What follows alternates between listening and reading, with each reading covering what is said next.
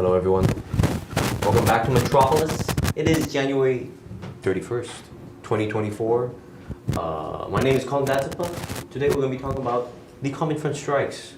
They've mostly wrapped up at this point.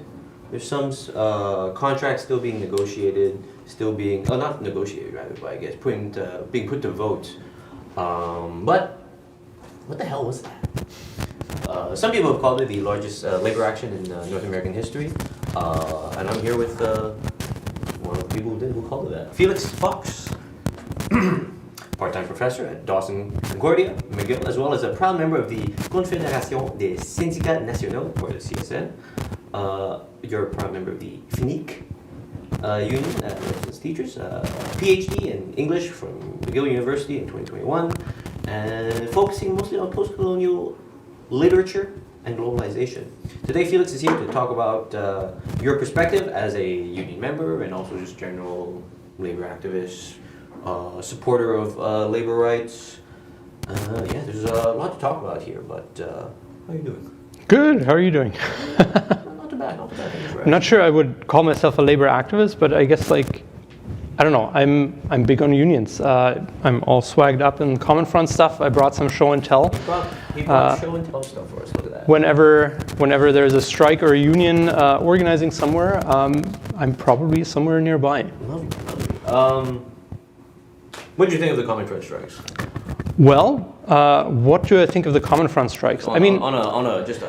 As you already say, right? There's multiple. I think it was a great fall in terms of the various sort of actions, the various strike days, the various mobilizations. And in September, for example, a huge demonstration, some estimates like up to 100,000 people in downtown Montreal. I've seen a few demonstrations in Montreal and a few large ones, and I think I've never seen one larger than that. You kept seeing people just streaming down from Park Avenue towards Sherbrooke, and it just wouldn't stop. And of course, all under the same branding, all under the same banner of the Common Front, the recognizable sort of teal, I guess that is, right? Under the slogan of Nous d'une seule voix, us with one voice. And I think that sort of really set the theme for and the mood for the rest of the fall. Like people knew there are serious issues, there are serious attacks on the public sector, on education, on health in Quebec, and people were willing to show up and fight back, right? And I think that was, in that respect, to me, if nothing else, it felt like a great success, right? It felt like people were really there. People were really understanding how all these various struggles are united, right? Because of course the Common Front brings together teachers, nurses, more precarious employees from across the health and education sectors, government workers, and there was a general sense that we're all in this together, right? It is one shared struggle, one common front that we're all fighting on. And that, I'm getting giddy just talking about that now. You can't help but get excited about that if you're in the union movement. What a showing, right? What a showing of people. It takes a lot of organization to get. Any number of thousands of people into the street. Oh yeah, for sure. I think it's quite an incredible show from multiple different unions. So, for those who don't know, the Common Front consists of the CSN, which you're a part of it with Dawson, the CSQ, the FDQ, and the APTS. But also participating in these strikes in Quebec over the last few months, you have the FAE and the FIQ, which respectively represents teachers and health and social service workers. It's said that this grouping, these six unions combined represent something like 10% of Quebec's workforce. I believe at the height of the strikes, we had something more than more than 500,000 people out striking. I remember those days because I'd be driving, doing errands, and I'm just every provincial government building I pass, people striking. And always you have to lay down the honks. People love that. I loved it. But now it's sort of wrapping up. There is no more general strike. You do not see the people out in the streets anymore. It's there's sort of an agreement in principle that has been reached, right? So could you tell me a little bit more about what this kind of agreement looks like? So it gets like fairly complicated fairly quickly, and that's kind of like usually where in these conversations you lose people, because you're starting to talk about pay percentages, inflation, and all these sort of like very small things that are relevant to different sectors within the Common Front, right? If we look at the 6 unions, right, there's various sort of like levels of escalation that we went through. Common Front, for example, stopped short of an unlimited general strike, but had up to 420,000 of its members out on strike during a half-day action in, I believe, November, another 3-day action in November, and a whole week from December 8th through 14th. And at the same time, after that first half-day strike, you have the FAE that goes out on an unlimited general strike. You have the FIQ that a little bit more closely coordinated with the Common Front and went on strike at the same dates, from what I remember, in order to increase the pressure on the government there. And so what you're talking about, the sort of like agreement in principle, of course, like while these strikes are happening, the negotiations go on, or at least they're supposed to go on. There were various sort of messages that you would see in the media, Legault saying like, we're ready to negotiate if the unions want to. And the same day at a big demonstration leading through Montreal, at the end, the union organizers said, what the hell is that about? Like, we're here 24/7 every day of the week. It's the government that's refusing to speak to us while we're striking, right? So the negotiations go on throughout the strike period, FAE, FIQ, and the Common Front.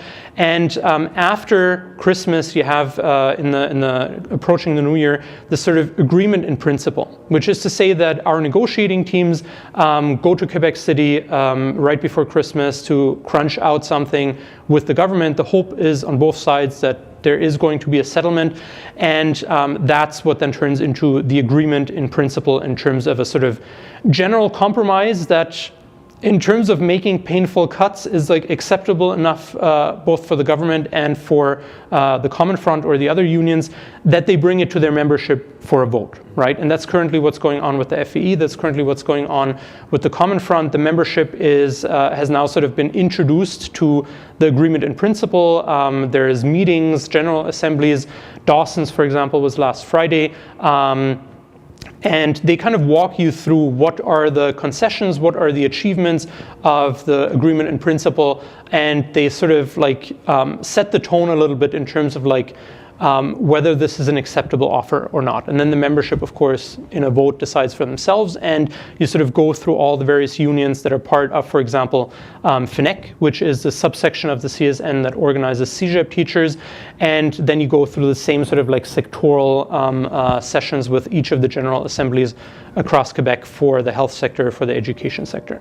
And the important differentiation there too is there's technically two agreements in principle, or actually more than two, because each of these individual organizations, the FNEC that organizes CEGEP teachers, has central demands that are negotiated by the Common Front that are the same for the nurses, the same for the teachers, the same for the low-wage earners, right? For the precarious staff, for the support staff, for government workers organized in the Common Front. Exactly, that's usually what you hear in the media. Those are about wages, those are about adjustment for inflation. That's negotiated at the central table for all of the unions organized in the Common Front. And then in addition to that, in the Common Front, you have the so-called sectoral tables, which deal more specifically with demands that are relevant to the CEGEP sector, but are not relevant for the nurses, right? Nurses have different kind of issues with their working conditions compared to teachers. Some are similar, right? A lot of them are along the lines of like, we need more money to create more positions in terms of support staff, right? That's a big ask, for example, for the FAE. They don't need a sectoral table because it's just them negotiating directly with the government. But one of their big asks is we need more money to lighten the workload of teachers by creating more support staff to help out teachers, right? So stuff like that. A lot of other like more obscure stuff for the non-union members is about parental leave, about vacation days, about retirement. All of these are things where the government usually wants to make cuts, and then of course the union itself actually wants the opposite, right? They say like, well, why cut further something that's already been kind of like chopped away at for decades, right? Right. Could you tell me a bit about the, I guess what you're seeing at Dawson, right? Since the vote was just this Friday, so how was the results? What was the, I guess, general? Were people happy with the contract? I mean, I can differentiate a little bit between sort of the membership. There were quite a few people that were speaking, not necessarily speaking out against the agreement, but voicing concern, voicing disagreement, including the mobilization officer, who was sort of like everyone else speaking. Everyone sort of agreed like the executive did a great job, the CSN did a great job, the strikers from the other unions that we're associated with all did a great job, but a lot of people sort of like, while recognizing that and recognizing the achievements of the agreement, expressed concern about certain concessions that were made, especially at the central table. Two of the big ones were when we first went into the negotiations, we sort of voted on at our assemblies what are supposed to be the things that we really we're not budging on. Right? One of the big ones was the government kept asking for a 5-year contract. And that's something where the Common Front said, unions in general, they shy away from agreeing to these sort of longer contracts because, of course, those have the risk that once you sign the collective agreement, you can't strike for the next 5 years, right? So that, especially if we're talking like a period like right now where inflation is fluctuating out of control and it's very hard to gauge is it going to slow down? Is it going to pick up again? What's going to happen in the future? There, of course, it's like a serious concern that if you agree to a 5-year contract, you might end up shooting yourself in the foot if suddenly inflation skyrockets and your gains, your achievements in terms of getting some acknowledgement of inflation over the last 3 years of the contract might get shot to pieces, right? There's some provisions for that in the agreement, which is why ultimately the Common Front unions said this is an acceptable offer we're going to bring to membership, but the risk remains of the 5-year contract, right? So it's one of the things at the central table. One of the other issues was that the Common Front said the main thing that we want is something that we gave up in the 1980s, which is adjustment for inflation. That was something that used to be part of the collective agreements and over time was sort of given to the government as a concession oh, okay, well, it looks like we don't really need it at the moment, so we'll let go of that. And of course, that's something that's very much regretted now because now people wish well, would have been great to have this in this situation, right? A lot of the issues along wage, for example, are that there's very little acknowledgement in the agreement in principle as it stands now from the government that inflation actually started to happen and started to affect salaries even before the contract ran out, right? We're actually still catching up on a lot of the sort of loss in real purchasing power that the salaries have already gone through, right? So when the media, for example, talk about well, inflation is this and that much, projected this and that much, and these are the achievements of the collective, the agreement in principle for the new collective agreement, they're missing a little bit that this is something, the unions are dealing with something, a kind of wage loss that has already been going on for the last 2 years. Right, at the end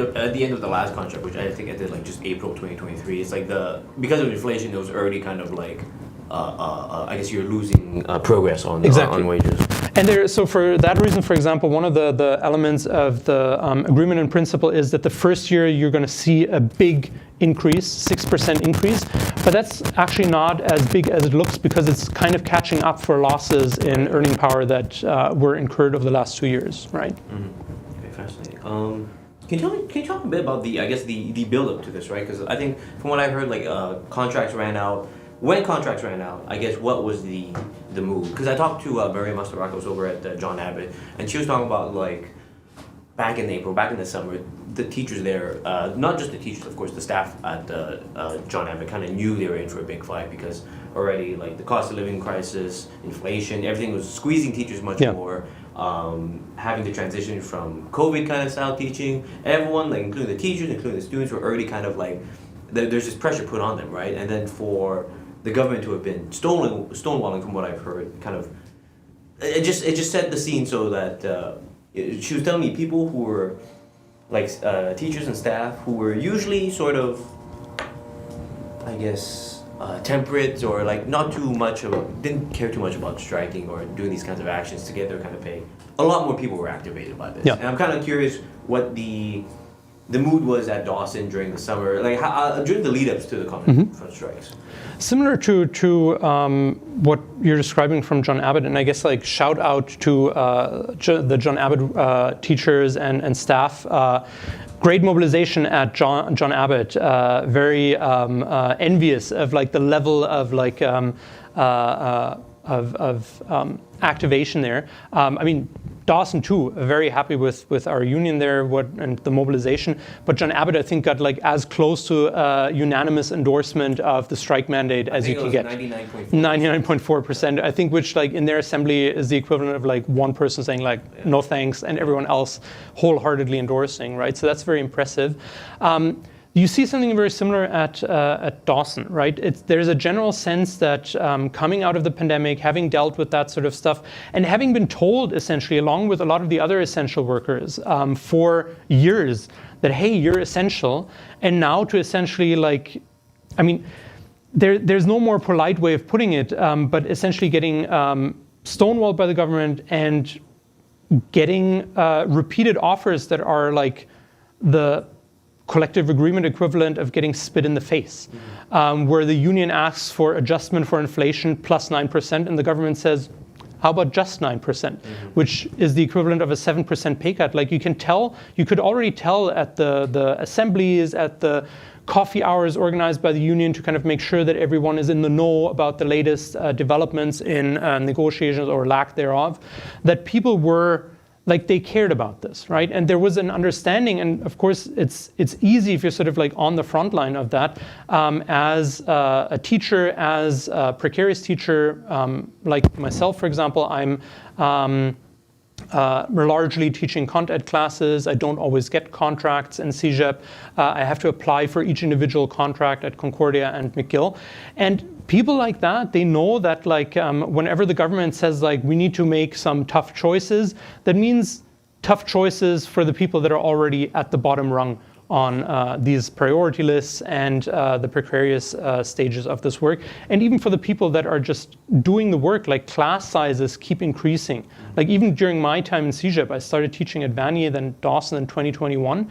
And like even during my time in CEGEP, like I feel like the classes keep getting just a notch bigger every semester, and just enough that you feel like it's noticeable, right? And of course, like what that means is more students, fewer time that you can allot for each student, right? Same with the healthcare sector. Like for nurses, for doctors, they know that like they can't really offer the services that they would like to offer simply because they can't keep up with the volume, right? And then of course to kind of like hear from the government, actually we're not going to pay you more, we're not going to improve working conditions. In fact, we want you to further shoot your jobs to pieces by agreeing to distance education that is going to swallow up all the intellectual property of the teachers, put it up online from the college, and then simply phase them out, right? Or only hire them to grade, hire like 3 teachers as graders, where before that you had 1 full-time position for a teacher. Stuff like that, where people were increasingly seeing like their profession under attack, public services under attack, and increasingly, thanks to Common Front messaging, seeing that this is something that's not just happening in CEGEP, but also happening in the healthcare sector, also happening to government employees, happening across the province, across the country, happening to grocery workers, right? Same situation there, much more precarious, much closer to the low wage earning bracket, and even more sort of like facing an uphill battle because they're not organized in these sort of large cooperatives. In fact, their unions are split into even smaller bits between various unions that kind of rely on pattern bargaining, which means they rely on one union making gains, and then they ask for the same thing. But it's of course a very different sort of like pressure that you can put on the employers compared to a common front that puts 420, 500,000 workers on strike at the same time, right?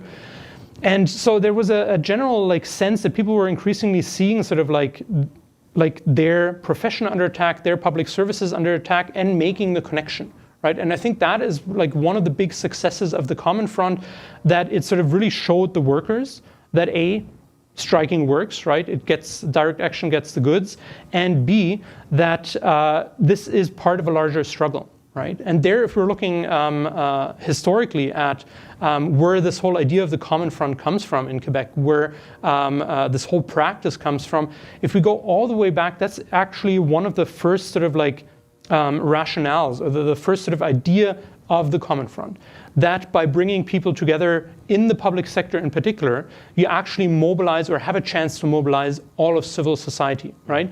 Because CEGEP teachers and healthcare, those two in particular, they affect everyone, right? If like you have tons of, like most people here in the studio will have a story of either them or someone they know going to the emergency room and waiting there for like 10 hours. I have a story of like going to the emergency room with my partner and waiting there for 10 hours, right? So like that's people know that there are issues, and if the unions go on strike and specifically frame it in terms of we're not just asking for wages, but we're actually like we care about these services that we provide, but that we also receive, right? Then it becomes much more clear and much easier to mobilize not just them, but their families, not just them, but their students and the parents of their students, right? Not just them, but their patients and the relatives of the patients, right? Then suddenly you're not just talking about 500,000 people, 500,000 workers going on strike, but then you're suddenly talking about mobilizing like a significant segment of the Quebec population, right? If you're talking about teachers going on strike, as you said, right, you see the picket lines, people honking, you know, people picketing their workplaces. It's visible. And with that visibility, there's also an impact, right? It's visible, but there's also a heavy impact, like especially teaching. That means other workers that are dealing with their own issues in their own jobs at their own workplaces, they suddenly have to deal with the fact that they have to deal with their kids, right? They have to figure out what to do with their kids. And that's, of course, something where the government always says, well, that's the teachers holding the students and the families hostage. But what people are realizing more and more, and you see this, for example, in surveys that sort of show that like a whopping 87% of the population are actually sort of seeing their public services under attack and are in solidarity between 70 and 80% of the population with the Common Front strikes, the FAE, the FIQ, right? They understand that actually it's not the teachers or the nurses holding their patients or their students hostage, but it's the government, right? And they've actually been holding them hostage for quite some time, and they use them very strategically during these negotiations that the government likes to say they negotiate in good faith, but I don't think it takes a lot of digging to kind of realize that actually they're very much not negotiating in good faith, right? They're stonewalling, they keep dragging out negotiations, they keep asking for revisions, they keep asking for things that they've already asked before, and that of course like stalls the negotiations, drags the whole process out, and then makes these strikes much more impactful because of course they've been creating this problem like for quite some time, right? Same with cuts, and I mean we live under an austerity government. This has been strategic. They've been chopping away at public services for ages, and this is what's come to a head with this negotiation, what's going to come to a head once again, even if as what it looks like it will, the Common Front offer is accepted, right? And we'll actually continue to have this issue on the menu because it looks like the FAE, which is voting tomorrow, the final union that is going to be the tiebreaker in whether they agree or reject to their collective agreement, to their agreement in principle, it looks like they might actually vote against it, which would mean that then the question is again, well, what happens? What concessions is the government going to make, right? And we kind of stopped at a very similar level. Like there were similar concessions made to the FAE as to the Common Front in terms of pattern bargaining.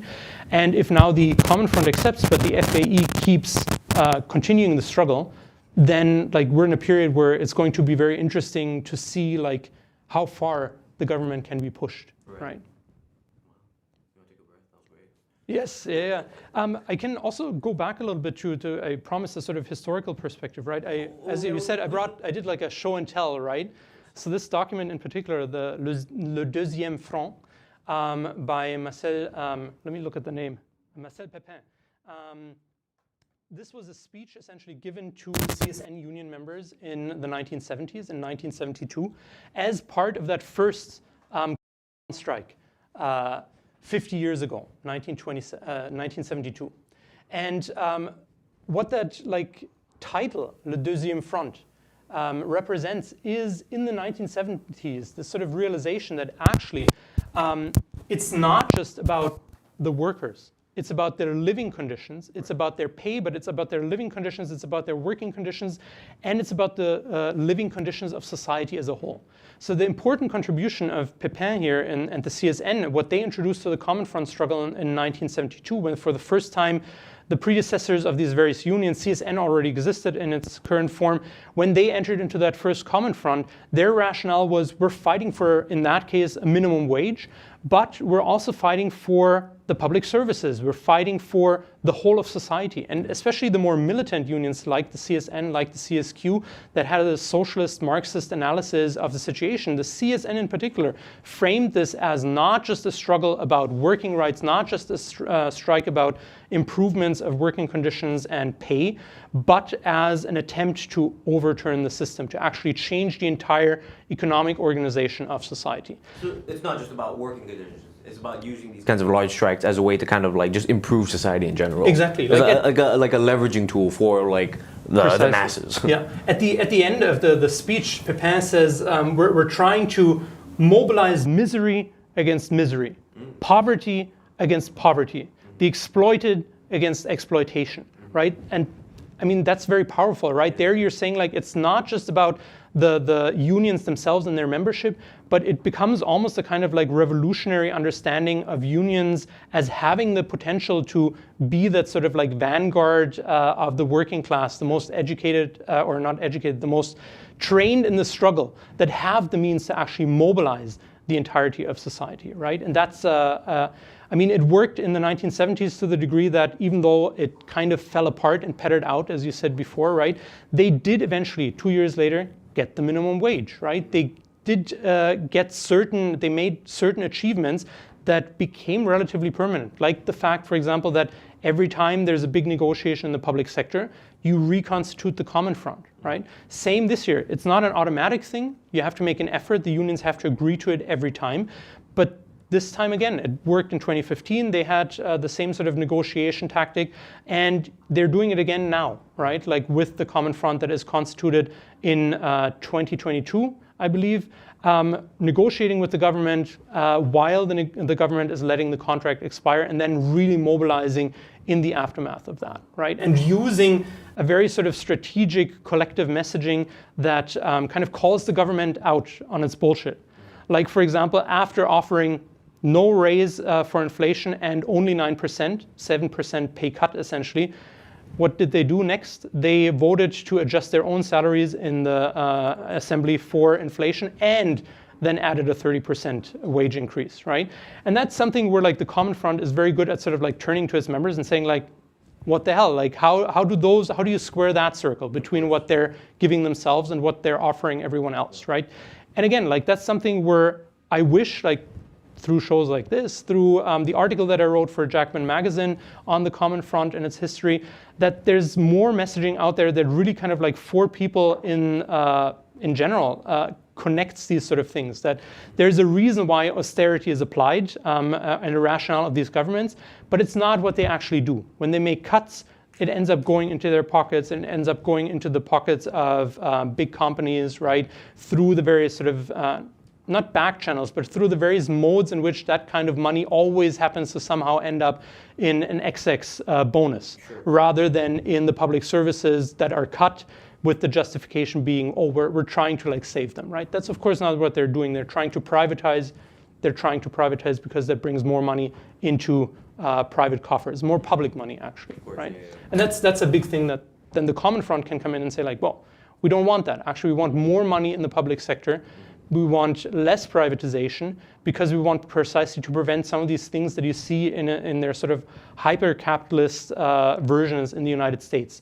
Total privatization of the healthcare system, all these sort of things that you see in various other sectors of society, like if you go to a veterinarian, for example, they keep increasing the prices not because the veterinarians want to, but because a lot of them are owned by like large companies from the United States that exploit the fact that veterinary medicine is entirely privatized, right? And then can use exactly that to make more of a profit while providing like the minimum of services that they have to provide, right? And what it does, as in the public sector, in any sort of like struggle over privatization, is it throws under the bus the workers and it throws under the bus the people receiving the services, right?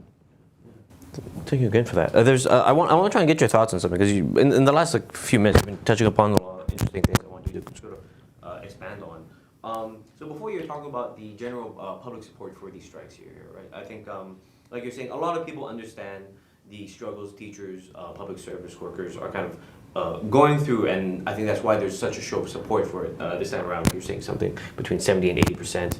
I'm kind of curious what your perspective was at Dawson and what the reception was like from students, parents. Let's just start there. Yeah, I mean, our union in particular, we had a kind of like sort of, they sent around a document that kind of did essentially like, I kind of did that with my students as a sort of like teaching exercise of, well, we're in English, we interpret texts, so let's interpret, for example, government messaging, right? That's actually a great exercise to sort of see like, what are they saying, right? What are they putting out in public? What gets reported? And what do they actually mean, right? When they say we need more flexibility in the public services, what do they mean? They mean more precariousness, more power for them as the employer, right? When they say we want more access to education, every teacher would agree to that. That's a great thing, right? But what does access to education mean to the government? It means privatizing. It means shifting to distance education, cutting back on teachers, because of course, if you use distance education, you can use one teacher and a couple of graders where you otherwise would have to pay four and like I'm pulling these numbers out of the air, but like sure. where you have to use like 2 or 3 teachers to teach these actual classes in person, right? You can cover 100 students in an online class if you add a couple of graders, whereas normally you would have 30, 40 people in a class, right?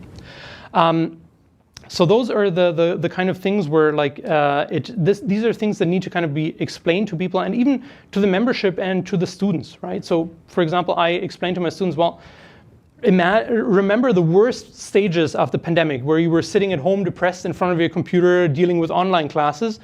They want that, exactly, they want that permanently, right? And immediately you see sort of like a light bulb go on over their head because they're realizing like, oh, this is like, it's about wages and all this stuff, and like my teacher is being maybe a little bit less stressed about making ends meet, but it actually like, there's a ripple effect. There are other ways in which I'm going to be affected by this, right?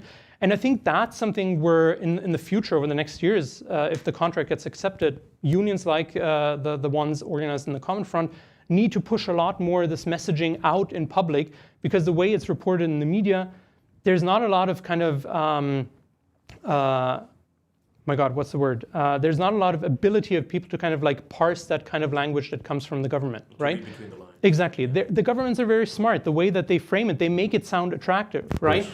But if you look, for example, at big federal party platforms like the Conservative Party, there's a lot of people that will agree with them on various issues, and they will look at their program and say, oh, look, they have the little guy in mind because they want, it's hardly objectionable. They want the right to work, right? And everybody will say, oh, right to work, that's great. Except, of course, that's what is in the United States, what they call laws that are essentially going to sabotage unions, prevent them from collecting membership dues directly from all members. And what that does is gradually chip away at the bargaining power of unions until you can privatize more, undermine their power more, right? And that's something that's very hard to kind of make visible in the public eye. And that, I think, is sort of like why I'm here and what people are trying to do in the Common Front, trying to kind of make everyone understand that we're kind of like in this for you, right? It's for us, but it's also like we're at the front line of where the government kind of attacks on these issues. So I think there's something interesting about the press coverage around the Common Front strikes, because I think it received a decent amount of press coverage. Yeah. I think there's a lot more detail in it that than I was used to for like any kind of labor journalism.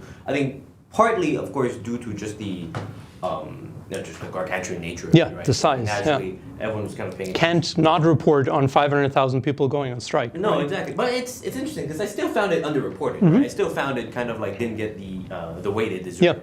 Yeah. I think there's some. I want to talk about some of the press coverage around it and your thoughts on it, because I remember there's some articles really talking about how, like you were saying before, about how because the teachers are on strike, then now the parents are sort of responsible for their students, or for their children, rather, your students.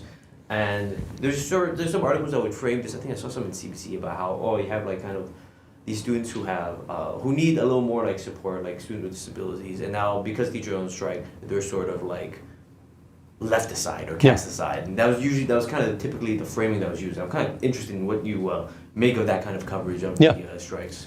Yeah, I will say that as time went on, I saw at least, I forget unfortunately the name of the author, but I saw at least one commendable article in the CBC that actually tried to do what I did in my Jacobin piece, which also is published in People's Voice, which actually, as one of the sort of like another show and tell pieces here, which actually had a great coverage of the strike. You'll find a great sort of post-mortem of the strikes and assessment of the central agreements later on in the article here, beautifully painted and highlighted by me and my obsessive nature. Is there a color coding going on here? Roughly, yes. Too much to go into now, but like I highlight main ideas in blue.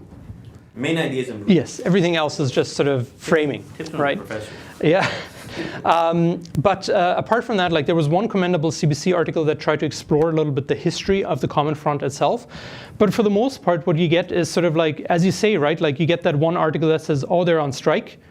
And then you hear very little in between that and the strike wrapping up and maybe the next government offer coming in, right?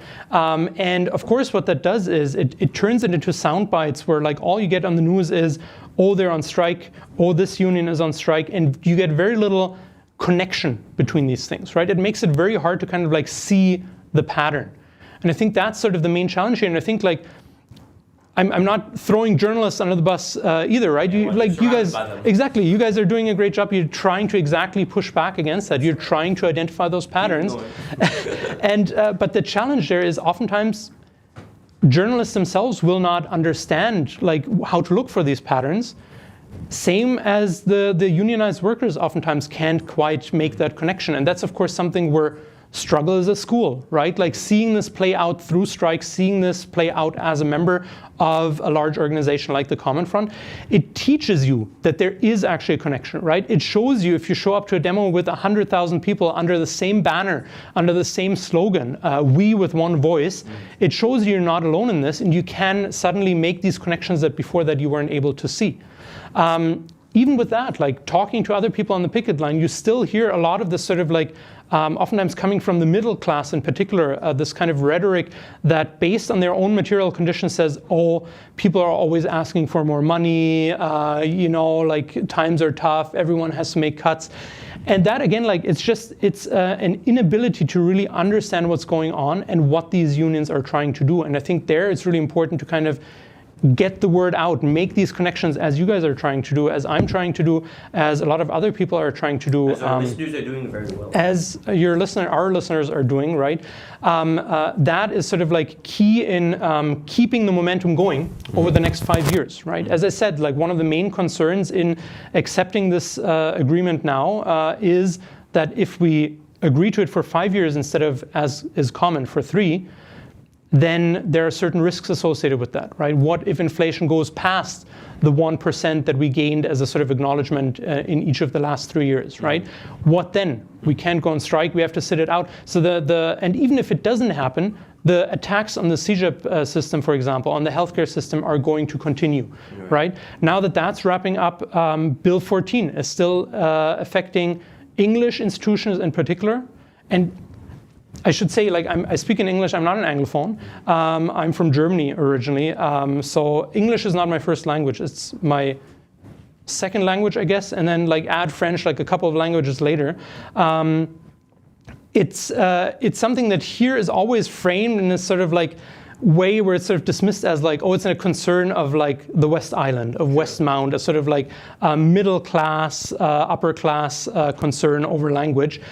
I hate that framing because who is going to be affected at English institutions first, for example? It's going to be students from an immigration background. It's going to be indigenous students. It's going to be teachers such as myself who are from a linguistic minority in Quebec, right?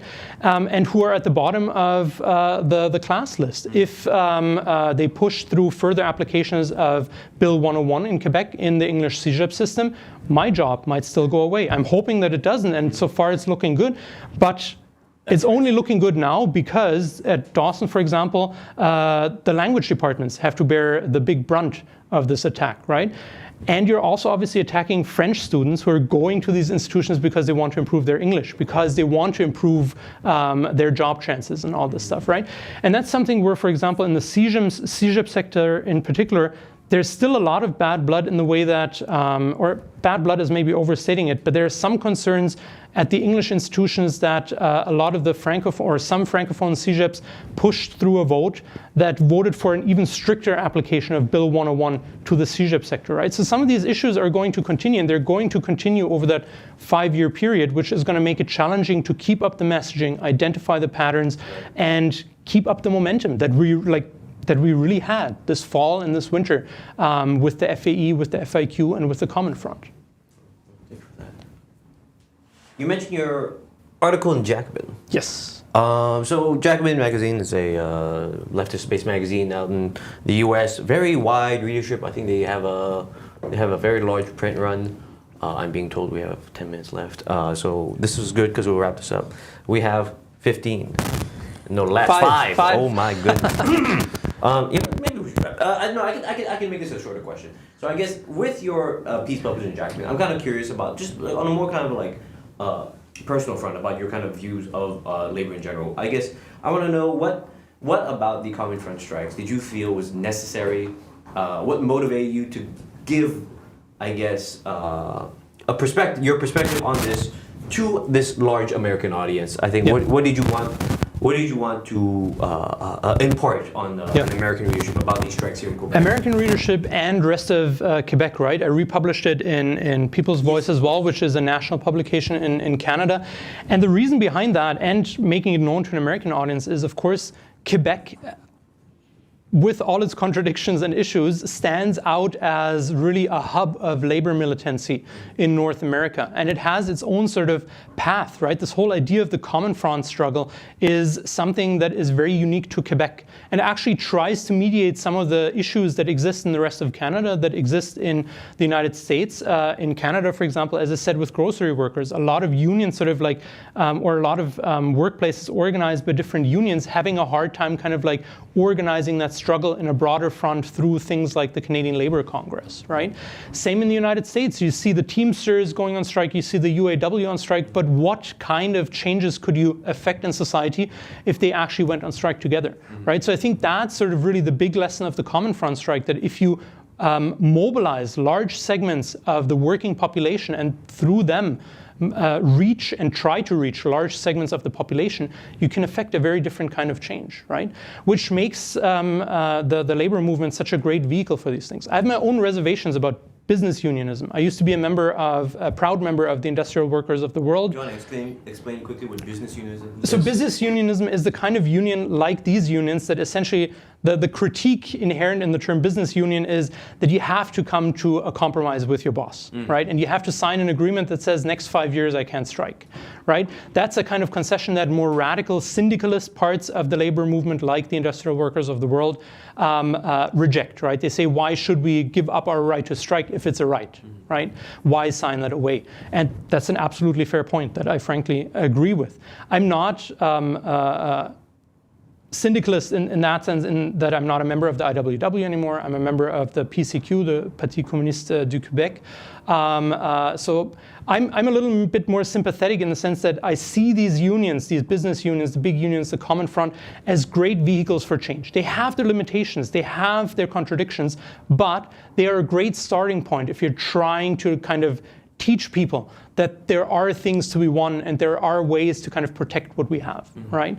And I think you see this in unions at the moment, for example, the way that a lot of unions in Quebec and in Canada, in the United States as well, for example, express their support for a ceasefire in Gaza, that try to kind of like use the leverage that they have in society and the voice that they have to actually show that unions, they care about exploitation, they care about their membership, but they care about society at large, right? They care about human rights. Right. Like they care. What's his name? Marcel Pepin. Marcel Pepin. Yeah, is kind of exactly. They care about the whole thing, and at the same time, they're trying to, and that over time becomes, unions can be a vehicle to become a little bit better at that, trying to identify these patterns and say, we deal with exploitation, we deal with capitalism, but we also deal with imperialism, which is to say we deal with the stuff at home, we deal with it in the workplace, we deal with it in society, but we also deal with it in the world, right? Incredible. I have a few more questions for you, but next time. Not enough time. So, Felix, thank you very much for coming It was a on. pleasure. Thank you for having me. Absolutely. That'll be all for today's main segment. Stay tuned for Hello, Good Bylines with Savanna Craig. We're back on. Hello, Good Bylines with Savanna Craig. How are you doing, Savanna? I'm doing pretty well. How are you, Kalden? I'm doing excellent. That water was great. Yeah, you were extra thirsty, huh? Oh my God, let me just go for it. Nothing. I'm all right. What do you have for us today, Savanna? Yeah, I'm here to talk about forms of disruptive protest. Disruptive protest. Okay, gotcha. Yes. So disruptive protests have been used all over the world. Montreal is such a active city. All the time I've lived in Montreal, I've seen many different forms of disruptive protests, but I think in the last few months with protests for Palestine, I've seen the amount of disruptive protests at an elevated rate. So I just wanted to talk about forms of disruptive protests that I've seen, as well as share opinions from activists on what they think of disruptive protesting. Sure. Yeah, so I have a few examples to talk about. In the last few months, I've seen examples of people blocking traffic, protests inside malls and stores that normalized ties with Israel or fund Israel's army. I've seen protests out of the offices of members of parliament, even politicians' homes, outside of their homes, as well as activists, coming up to politicians face to face, and pushing them to call for a ceasefire or asking why they're not doing more while they're supporting Israel, putting them on the spot. Mm-hmm. And there's also been some really creative forms of disruptive protest that I have not seen before. One that took place on December 11th in downtown Montreal, it was called a die-in. This was at Zim offices. Zim is an Israeli shipping company, and some of their shipments include military exports used by the Israeli army, used against Palestinians. And essentially what a die-in is, and was at this specific demonstration, is people laid outside the Zim offices and essentially tried to emulate, Palestinians that have been killed by these military exports that Zim is shipping. Mm-hmm. And there was chanting going on in this kind of disruptive form, but I think it's just kind of trying to get a sense of, I guess have like a reaction, essentially. Yeah. There's also been ones that some people have not been too happy about. I think disruptive protests, they do Disrupt things. Yeah, they disrupt things. They Yeah. interrupt people's quotidian lives. They do. They really do. And I've been doing coverage for the last few months, especially at these forms of disruptive protesting. And people in the comments are not too happy. One that got some pretty interesting comments was on November 4th, Palestinian Youth Movement. They hosted a protest where they marched from Place des Arts to Centre Sud to the CBC offices. And essentially in this protest, they were calling out CBC's coverage, essentially not being critical enough of Israel. CBC has a history of saying, this many Israelis were killed, whereas this many Palestinians died, and it's not really, pointing a finger at like who is doing the killing. Mm-hmm. They don't say the word Palestine it's not in their style guide. I think there's been a lot of critique over CBC's coverage over the last few years. Most notably in the May 2021 bombardment of Gaza, but especially much more recently. And, protest organizers, they had essentially painted or tagged outside of the CBC entrance. It included statements like "justice for journalists killed in Gaza" and "call it genocide." Essentially, a lot of people in the comments were saying, this is vandalism, these people are terrorists, and they should be deported back to Palestine. Mm. Yeah, some pretty intense comments. I've seen those comments before on other posts, but I think this one. I still get notifications on it to this day, and that was, a few months ago. People were not too happy. I mean, it is vandalism, but I think part of these disruptive protests is to offer a form of shock value. Sure. To make people react and to make them kind of think about what's happening. What is driving these activists and people who participate in this march to, react this way, to disrupt. You were there at that protest. I was. It was a very large turnout. It was a nice long march from Place des Arts. It was quite the visual, I guess, was because they put on the walls. They put up names of some people who had been who had been murdered by Israel, and then also, of course, you had the main spectacle, I guess, which was this kind of like red paint that was supposed to simulate blood. Yeah, it was. I think out of all the protests I've attended over the last few months, that's definitely one that sticks in my mind. I think, especially as a journalist, calling out the state of journalism. And I think there was a lot of really other interesting parts of that protest. There was, I remember some people at the front, they had essentially, they were holding almost like I don't know if I can call it like a replica of like children who have been killed in Gaza, and essentially like wrapped in white sheets with some blood on it. And, I remember speaking with a friend about this, and she was saying, I didn't really like that. Like, I didn't like seeing it. But I think things like this, it bothered her. It bothered her. It's kind of that shock value where people think of it of like, yes, you could like look away from the news, but if you're, doing groceries, running errands, whatever it is, you come by this protest, seeing someone hold this fake baby, this child that was killed.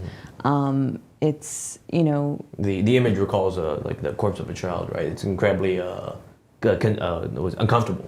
Yeah, uncomfortable. Discomforting, yeah. And I think like the discomfort is maybe what people want,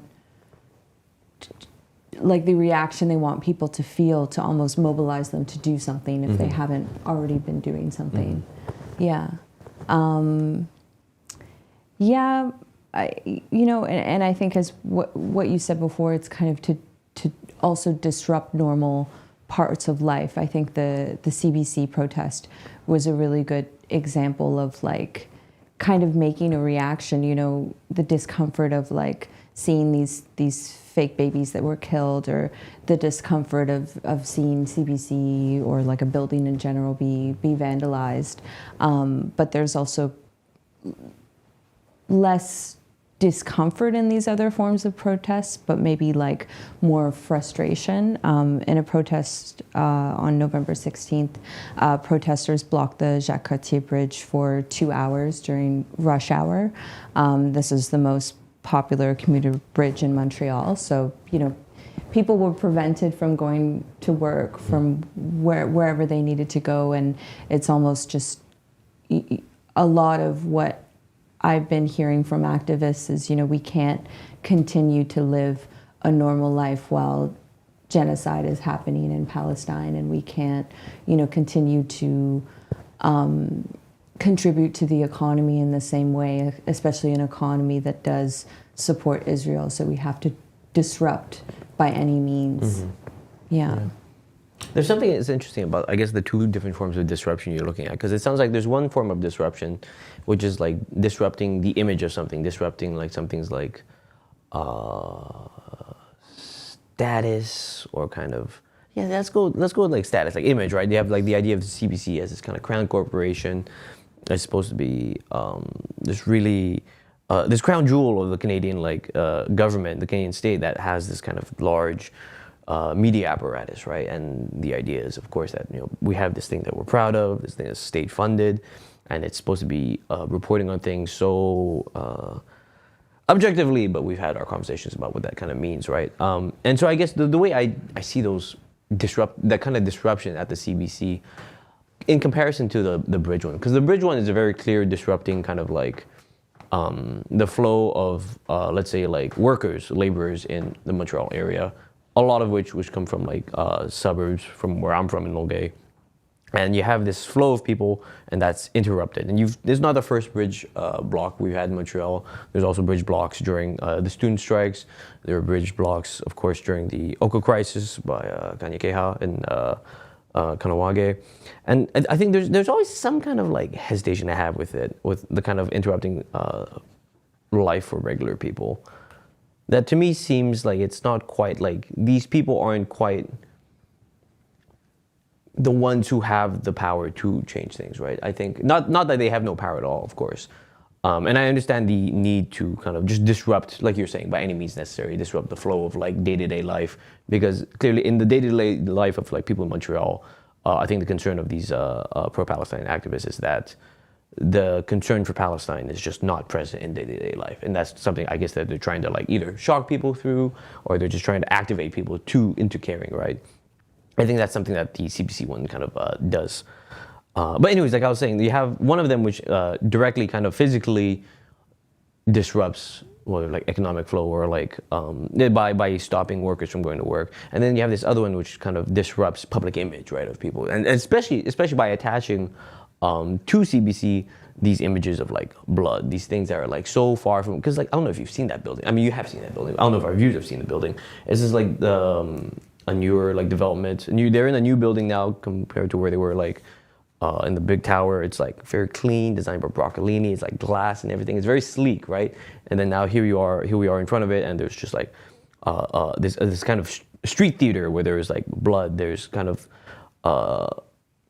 these what would you call them, replicas, right, of like children's corpses, right? And it's such a shock to the brain. And people, like you're saying, your friend was like made uncomfortable by that, right? And I guess part of that strategy is they're just trying to bring these images into other people's common lives who might have otherwise kind of try to step back from it. But I have my own kind of thoughts on those kinds of tactics. But that's who am I to talk too much about that?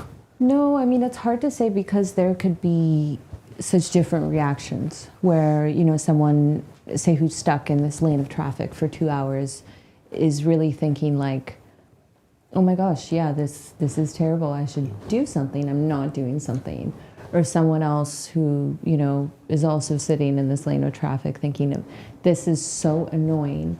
How could they do this to me? I'm pissed. I'm pissed at these people. I'm pissed at this movement. It's like they take it personally. It's a personal slight. They've interrupted my day. Why should I even care about their thing? Yeah. So it's a bit of a risk. I think something else I noticed that comes from this is attention. I mean, there's not a good amount of coverage on these protests, and you know, a lot of mainstream media that do cover these protests, they're not really accurate about the number of participants. I've seen it happen multiple times where they do, you know, relay like there's, you know, 1,000 people, a few thousand people, but there's like actually tens of thousands of people at the protests they were covering. So I think it's, you know, trying to get this reaction not just from people who are affected, but, you know, to get the media there. And it's like them talking about, you know, not only are these lanes of traffic blocked, but, you know, this is why they're blocked. Because it's so hard for activists to, I think, kind of get attention towards this movement. I mean, like, I go almost every weekend to these protests, and I always keep an eye out for what journalists are there, but I don't see a big presence of, you know, like large media outlets there each time, maybe once in a while. It's an interesting thing, I think, as well, but like to have this goal of getting media attention.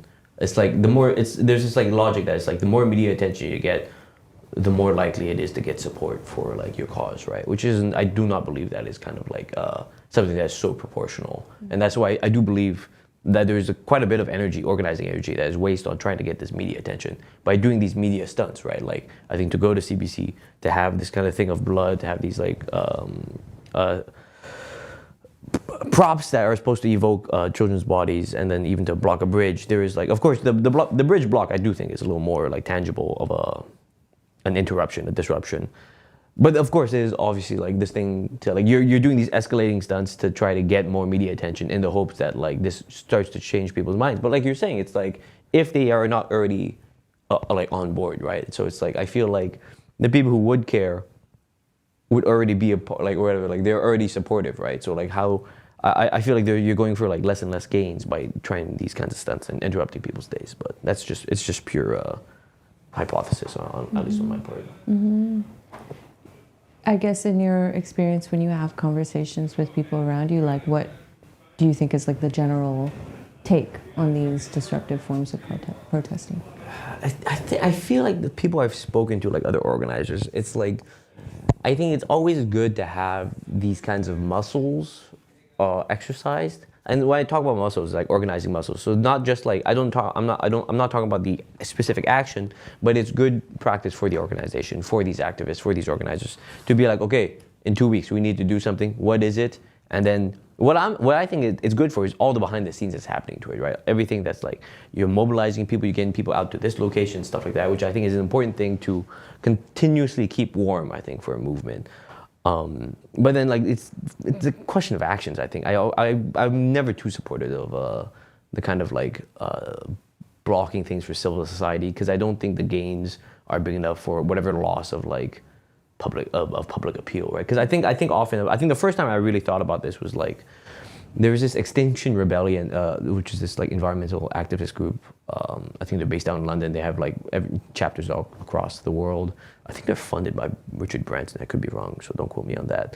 But I saw this action where they did a disruption at a London underground station. So it was some Extinction Rebellion activists jumped on top of the underground, which is like their metro, and they prevented it from leaving. And of course, in a similar way to the bridge blockade, they stopped people from going to work and not. But like, I think like if their goal was to like cause a scene to get attention, they did that. But then now if their goal is to gain public support, if their goal is to like even like communicate to people who they're like disrupting and try to convert them to the cause, I think it was an absolute failure. Because like if we think about, I mean, on a broad level, when I think about like, the people whose lives should be disrupted for environmental causes, the people taking the subway is not like really like the first person I think in mind of. You know, it's like being an environmental activist and trying to bother people who like are biking. You know, it's like there's something about it that I feel is not strategic. It's not like pointed. And I think part of that I brought, and I could say this, I think I will say this about these kinds of like bridge blockade protests too, is I think there's this thing where it's like, who's my audience here? Who am I trying to convince? And a lot of times these people, and I've participated, right, in kind of let's say activist organizations, especially with like Tibetan like causes, where like we're thinking about our audience. We're not trying to speak to a specific subsection, we're trying to speak to all of society, right? We're trying to speak to as many people as possible. And that's why you might go for these stunts that try to get attention. Just like the idea is like, if we get attention, then surely we could translate some of that attention into like support for our cause. But I think what you lose in that, I don't know why I did that. What you lose in that is something more pointed, something more, I guess, more fruitful, I would say, because you're trying to go for these big actions, and you do big actions, and you get some attention for it. But then you're losing kind of like support. There's something about that I think is disconnected, because it's this thing of like thinking about it's us trying to talk to all of Montreal, all of Canada, right? And like, oh, how do we do that? Well, we talk about let's try and interrupt where all of Canada or like large parts of Montreal is kind of like go through, right? These checkpoints, like the bridge or stuff like that. And I think there's something about that I don't think translates into what people think it translates into. I don't think those kinds of actions does really give any kind of net positive, aside from, I think, being a useful tool for organizers to keep their organizing kind of warm.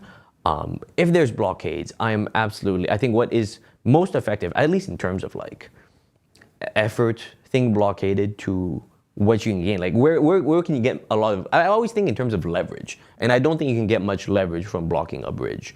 Or not one bridge. You know, you need to block many bridges, or it needs to be like kind of on like a sort of synchronized collective effort. And I don't think that is quite. I've seen that yet. I think that the best example of a synchronized effort was like I guess the MP sit-ins, where you had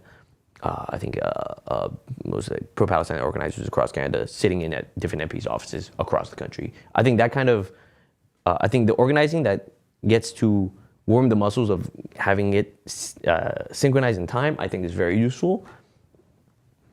Other than that, I'm not sure. I mean, you're saying that they're able to, there's some organizers in the States who are able to get some concessions from a senator, I believe, with that kind of so that disruption. That was pretty interesting. Thank you. Yeah. So first, I'll bring up like the local example. Mélanie Joly, she's the Foreign Affairs Minister of Canada.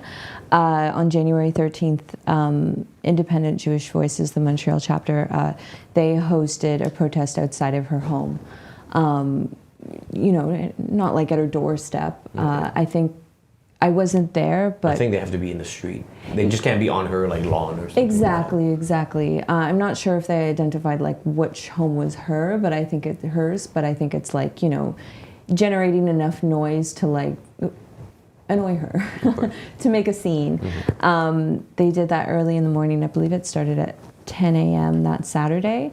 And I had seen, my friend actually sent me this, a similar situation in the States, in Maryland, with Senator Chris Van Holden, where 2 days in a row, activists like went in the early hours of the morning outside of his home and had, you know, megaphones, speakers. They were playing music. They were chanting, calling him out, you know, saying like, "Good morning, wake up, like we're here, call for a ceasefire." And then, you know, this TikTok video, it had just had documentation of both days. And after the first day, after both days, actually, they were like, "Okay, see you tomorrow morning." Like it was this very committed, like, we're going to show up every single morning to wake you up, to piss you off until you call for a ceasefire. And at the end of the video, it showed Van Holden on the news calling for a ceasefire. And this was the afternoon of the second day that they held these protests. So I think there is something to be said about, you know, calling people out publicly, but also, you know, affecting their daily life, because, you know, I wouldn't love to be woken up by a megaphone outside my door. Of course. You know, that's like you're being like, I don't want to use the word like personally targeted, but like, you know, personally identified. It's I guess the way I think about that is you have, like, because you're a public official, because you're a public representative, there are official channels, right, for people to get to you to kind of voice their concerns. Usually that's like emails, you set up meetings, you kind of try and get a conference with them attending or something. And I think this kind of action where you show up outside the house, you're trying to get to them outside these main channels of like the official channels of how you should contact them, how you should air your grievances. Instead, you have people here at their private home. I think I saw some NDP MPs, I think, complaining about, not complaining, but I guess showing concern about using that kind of tactic about being outside Mélanie Joly's house. I don't know. I think, what do you make of that? Do you think people should be bothering people in their private residences? So I think for me, the line is that as a public figure, you have to be careful about your safety. Of course.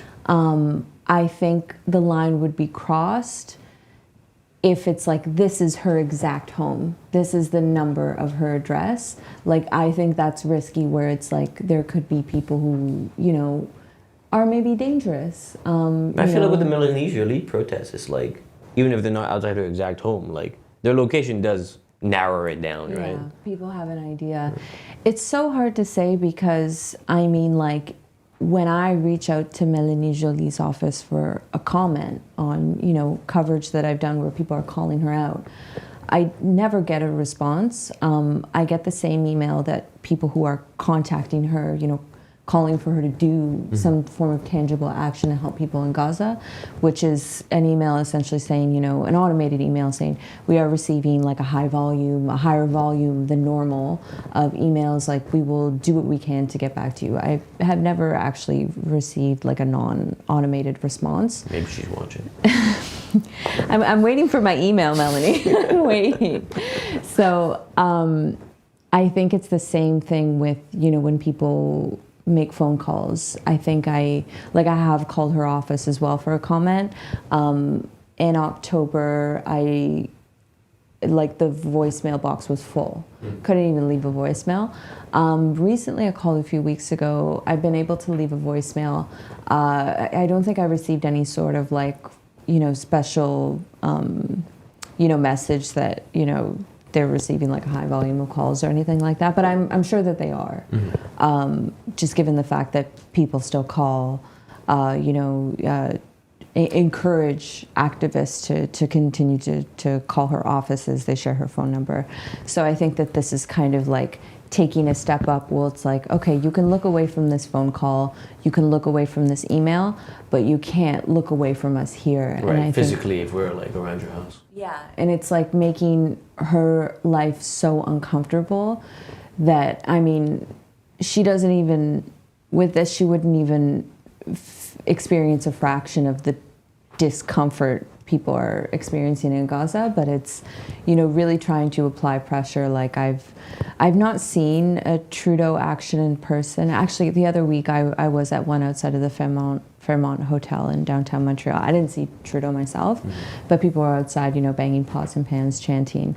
But in the videos I've seen online where activists do call out Trudeau, he's heavily guarded. There was even a situation in Vancouver, I think in December, where he was at dinner with someone, I'm not sure who, but people like entered the restaurant and were pushing for him to call for like a real ceasefire and to actually do something. So I think it is like an interesting tactic. I mean, it's hard to say because I agree with your point. Like it is this tricky line where people know where you live and you don't know if someone's gonna just disrupt, or they're really gonna like cross the line and maybe like wait outside the area, like wait to see her, maybe her kids could be there, like things like that, you don't know. Thankfully, I've not heard any reports of kind of, like dangerous forms of protesting. I think that it's all just been, making noise and trying to frustrate them, not compromise their safety. When you say dangerous, it's just something that might put them in harm's way? Yeah, or their family. Sure. Yeah, just any harmful kind of action. But yeah, I've not seen this, but I mean, it's a risk. Like I spend a lot of time doing research on like, threats and forms of harm that like female journalists experience for, certain issues that they're critical on. So, I mean, anyone who's kind of a public figure and saying things that people don't like, there's always that kind of risk. But yeah, thankfully we've not seen that in this movement. I guess some of the concern is like, I think some of the concern from some of the other MPs is like, you don't want this to become a normalized kind of tactic. Because of course you can have like, let's say you have pro-Palestinian people who are accosting MPs at their homes. But then like, what if you had like freedom convoy type people, right? And now they're kind of accosting like MPs at their homes, It's like, is a tactic right because the people who use it are like the righteous ones, or should a tactic be avoided no matter of the kind of people who are trying to deploy it, right? Something I kind of think about. And I wonder how, I wonder what the response would be to this kind of like tactic if it was like freedom convoy people doing it. And not to say that like, of course, that's the first example of my mind, right? Because I think of like, usually in some broad sense, pro-Palestine activists and freedom convoy people aren't necessarily at the same demonstrations, except of course at the Million March for Family ones. Anyways, that can be another thing. Yeah, I mean, that's such a good example to bring up because I do remember there was this case at the Freedom Convoy where, police were on horses, and I think there was one person that got like trampled by a horse, or there was some form of like violence that the police officer was using against the activist. And I remember speaking to someone and they were like, well, they have to stop them. But it's like, what if, there was an environmental protest, right, and cops were using brutality, horses. Should we stop them because we don't share the same politics? Should we stop them because they're employing like dangerous kind of like tactics? Yeah. So I think it's an important question. It is an important question. I mean, like we do have the right to protest, to free speech in Canada. Free speech. So I think it's like there are definitely movements out there that I like question, I disagree with, but I think, you know, I can't stop them from being out there. Like, police shouldn't use forms of violence to stop them. I think when I see those forms of protesting, it just means like we need to have like better education. I think especially around the 1 million March for Children. I think like, you know, we were both at this protest in late September, October? Something like that. It was fall. Yeah. Nice sunny day. Yeah. It was a bit cold. Yep, I had my jacket on. I did not. And yeah, I think like some people we were speaking, you and I had both spoken with, like, we noticed that they didn't really understand fully what was going on. They didn't have the right facts. Like, they were so concerned about the promotion of, like, you know, having sex, whereas you and I were like, you know, in our sex education as a kid, like, we learned abstinence is like 100% the most like foolproof method. And I think that this person we were speaking to kind of had that like, oh, moment of they didn't know. And it's like, well, you know, maybe read a little more before you're like... Maybe not just going with the flow. Yeah. Assuming things. Yeah.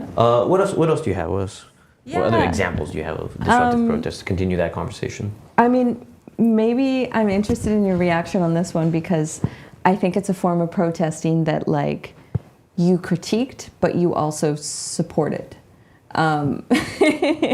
So this is an enigma. It was on November 22nd.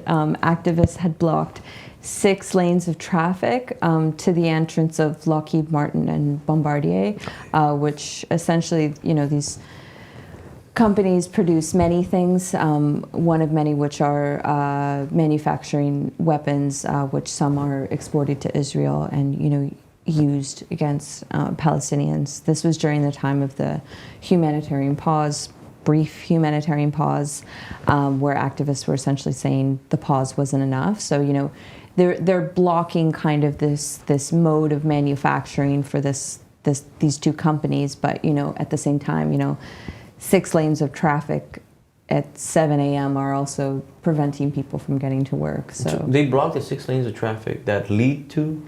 Yeah, essentially the entrance, so like trucks. Only the entrance, or? Not only the entrance, but it was like in the way. So if a truck wanted to, you know, leave or get into Lockheed Martin or Bombardier, like, they couldn't because of this blockade, but also people who were... Work beside them?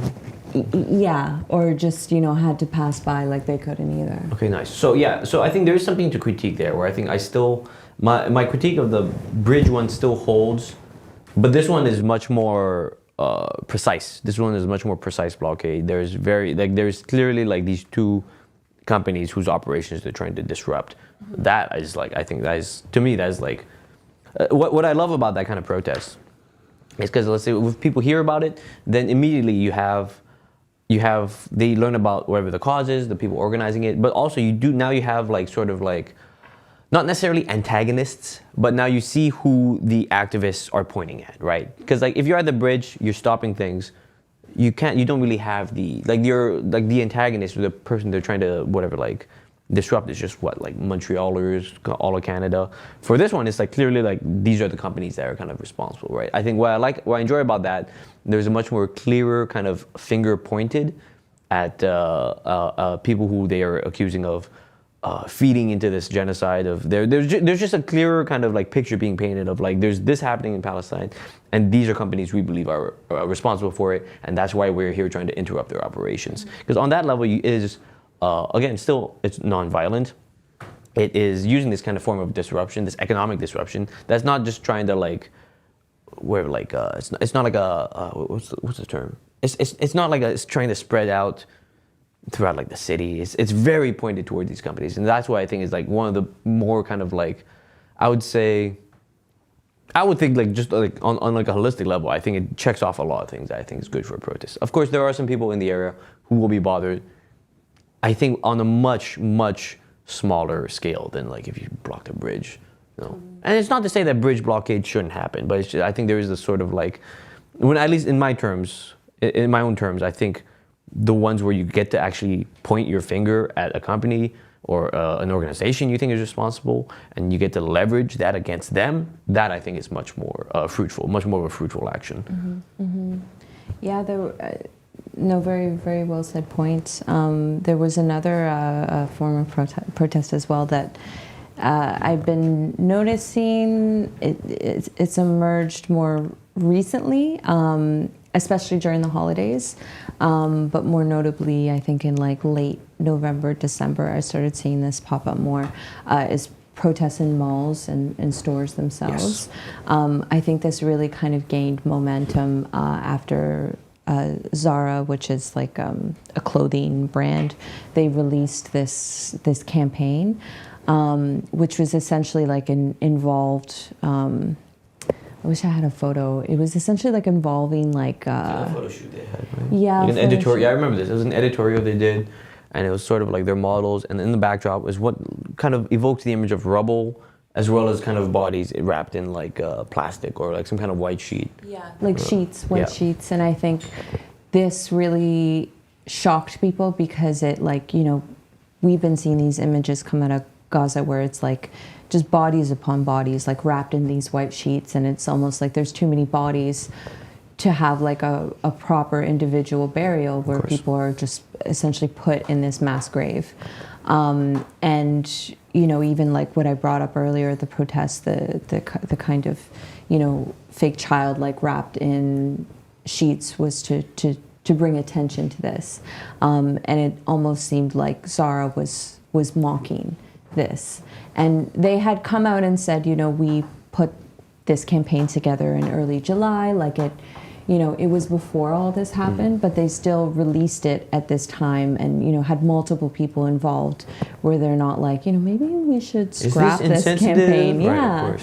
And it's like, for sure, they probably put a lot of like time and effort and money into it, but like it's, you know, they're a big company. They got all of those things in spades. For sure. So in lots of places, but especially Montreal, activists had actually like gone into the store and started protesting, you know, clapping, going outside. Even the store on St. Catherine in downtown Montreal, people had like tagged the outside of Zara. So it's reminding people, you know, even though they don't have like a role in funding Israel, they're still like normalizing these images and almost like mocking what's happening in Gaza through this campaign. So it's like, don't give this store your money.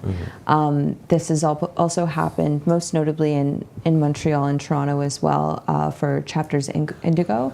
Their CEO, Heather Reisman? I'll let you read that. Heather Reisman. That's my guess. Thank you. If it's wrong, my bad. She's the CEO of Chapters.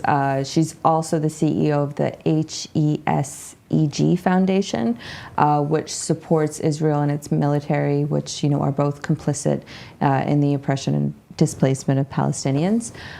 So, you know, people have like put up posters outside of Indigo. People essentially like have gone in and like chanted, clapped, like, you know, a form of disruptive protesting. And this is just reminding, you know, shoppers, like, don't shop here because your money is going towards someone who funds Israel and its army. Yeah, I think in Toronto specifically, they got a lot of those activists got booked by the cops for that vandalism, which is like on like a level that was never ever before kind of deployed for like the charge of vandalism. Yeah. No, it was like people, these activists, they had their homes broken into by police, like unannounced. Yeah. It had really been framed as, you know, this was like an anti-Semitic action, right? Because Heather herself is Jewish, and there was a lot of pushback from activists saying, you know, we're not being anti-Semitic. We're not calling Heather out because she's Jewish. We're calling her out because her support of like the state and of course the military. I mean, I think this ties into like the discussions we've had prior about like the IHRA definition of anti-Semitism, right? Where I think you see it being deployed in this case in Toronto, which is like far from us here in Montreal, but I think it's still useful because police here in Montreal still try to like, they kind of flirt with the idea of like including like pro-Palestinian postering in terms of like a sort of like a hate crime kind of vandalism, where like the IRA states like you can't really like it tries to pin this sort of criticism of Israel and Israeli kind of the Israeli state and their practices as a sort of broader like criticism of Jewish peoples, right? Which is, I think, many times we've had many guests who have stated that it's not kind of the distinction that should be made. There's a clear distinction between a peoples and then the actions of a state. Mm-hmm. So it's interesting to hear about that in Toronto. Yeah, I don't know. I think there's something about, there's also these protests. They're happening in, you're saying November and December. I think you're talking about this kind of Zara ad campaign that they're reacting to. But I think there's also the other side of some organizers I've spoken to. I've talked about just trying to interrupt. Like we're talking about like the day-to-day goings on of like Montreal. And I think during November, December, of course, people are Christmas shopping, right? They're doing their holiday shopping.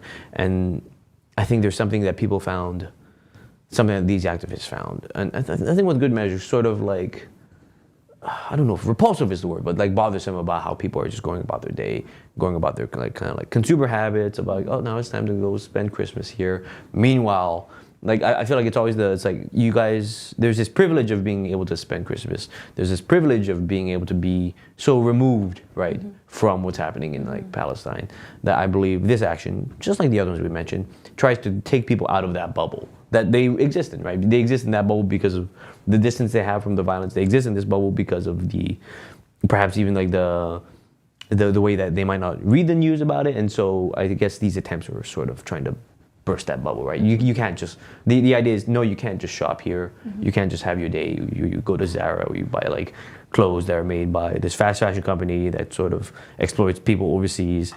You can't do that because of this thing is happening. We want you to be paying attention to that. You can't have your kind of like polite little life, you know. Mm-hmm. Whether or not I agree with that, I don't know, but I understand the intentions behind it. I understand the timing of it specifically with I think they had some Boxing Day actions they planned as well. And that's sort of the intentions I see there, and I can kind of understand it. But this, I think, in comparison to the Lockheed Martin and Bombardier stuff, now this one, in a similar fashion to the bridge protest, goes back to trying to disrupt. Like you have like Lockheed Martin and Bombardier protests. Those are trying, like we're using this language of disruption. Those are trying to disrupt like corporate operations. The bridge one, and I would say these mall ones to a certain extent, is not trying to disrupt corporate operations, but just trying to disrupt like certain kind of like daily life for some people.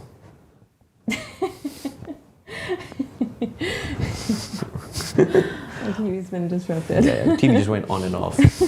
That disrupted me. But yeah, so I think there's something about that, which I understand, of course. I think that this kind of action seems much more to me about just trying to raise awareness, trying to make sure that people don't feel too comfortable being so far from this violence. Absolutely. Yeah, I think the kind of actions around the holiday times were really interesting because, you know, we were seeing in Bethlehem, like, churches calling for people not, or specifically saying in Palestine, you know, we are not celebrating Christmas this year mm-hmm. because our people are experiencing a genocide right now. There's nothing to celebrate about. Mm-hmm. And, you know, here in the West, like, Christmas has become so detached from what it really is.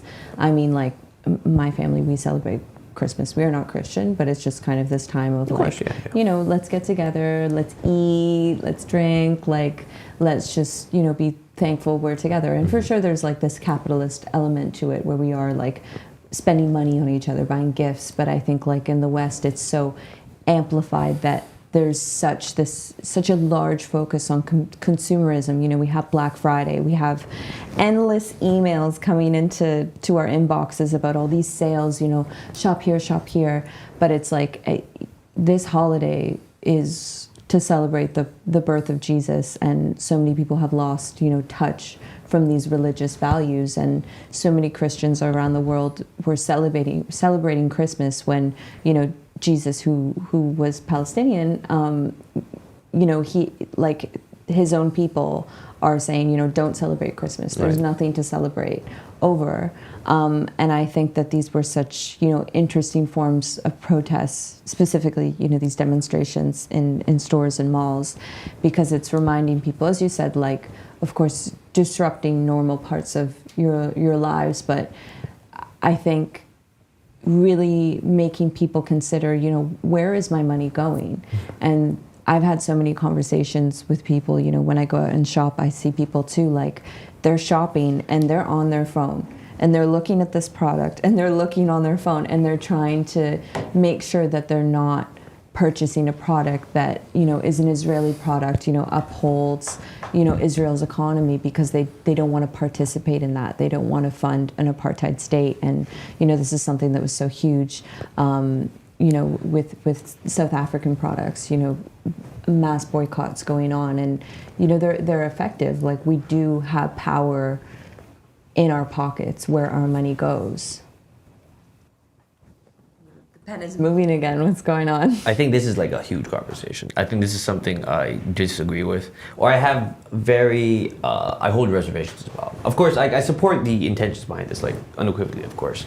But I think there's like this important distinction. Like I think even before, when you talk about like capitalism being this thing about like shopping and getting gifts, I think it's like it is that, but it's also so much more than that, right? Mm-hmm. It's not just like the act of like buying something, because like people were buying things, trading things, gifting things long before capitalism existed, right? Capitalism is this system of that decides who makes what, and how the surplus of that, or how the money of that is like divvied out, right? Like you have like the laborers who are going to make this for us, we're going to exploit them, you're going to give them wages less than they would make if they obviously controlled the means of their own of the productions. Like that's what like Marx says about that. But I think even to go upon the thing about boycotts or that kind of ethical consumerism, ethical consumption, there's something about that's kind of always like bothered me. My own views on it, at least, are that like it takes such, like, I don't know if I really believe in these things that are like individual consumption habits being changed, or using individual consumption habits to try to like affect like a greater good. Because of course I think there's something about it which I understand, right? Like if you're telling me that, like, let's say like this cup, maybe not the CUTV cup, like if you're telling me that this pen was made in like Nepal and like 1 million children died to make this pen, I'd be like, I don't want to buy that kind of pen, easily. I want to remove myself from that kind of equation. But just removing myself from that equation doesn't mean this pen doesn't get made, right? It doesn't mean that exploitation doesn't continue. Of course, there is the idea that with our pockets, right? Because there's the profit being made off of this pen, and there's the hope that if enough people sort of stop buying this hypothetical, it's a completely hypothetical pen, I want to say. If people stop, who is this pen? Just name the company. The things I did to get this pen. No, I have this hypothetical pen I'm holding, and let's say 1 million children died, right, in Nepal to make this pen. I don't want to buy this pen anymore. And by that way, I get to remove myself from whatever these circuits of exploitation. That doesn't mean that exploitation doesn't happen, right? There is still, the exploitation is going to happen. I think the idea with these kinds of consumer boycotts is that enough people, like let's say, maybe I can convince everyone in this room not to buy the children killing pen. You still have those. Should not be laughing. I mean, I understand why you're laughing, because it's such a ridiculous idea that this pen. But I mean, it's not too far from like the actual existing sort of systems. Because I think so. My issue with, or my reservation, it's not an issue. My reservation with these kinds of boycotts, because I think as part of like I was saying before, like sort of Tibetan advocacy stuff. They tried these Tibetan advocacy groups were like, all right, like we want to try to like advocate for Tibet. In a way that like is gonna like where like we want to try and leverage for Tibet, and they're like, we're gonna boycott made in China things. How do you think that went?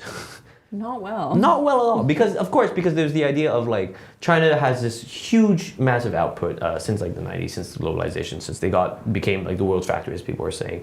They have this huge amount of goods that is just like being like just sent out everywhere, right? And so in terms of like proportional leverage, we're like a drop in the bucket to like the actual people who are like buying the stuff. And of course, it's not to say that people who are buying into the stuff necessarily agree with the politics of China, or who there's not like the act of buying a Chinese made good means that you're like kind of like signing a contract that's saying like, I, Kalden, endorse everything that is made in China, and endorse all of China's politics. And I think there's something about that ties into this thing of like, it's to me the kind of consumer boycotts, or the idea of changing your own consumer habits, which I think is amenable. I think not amenable. I think it's commendable I think it's commendable. I think it's very noble. And I think there are ways that you can like improve like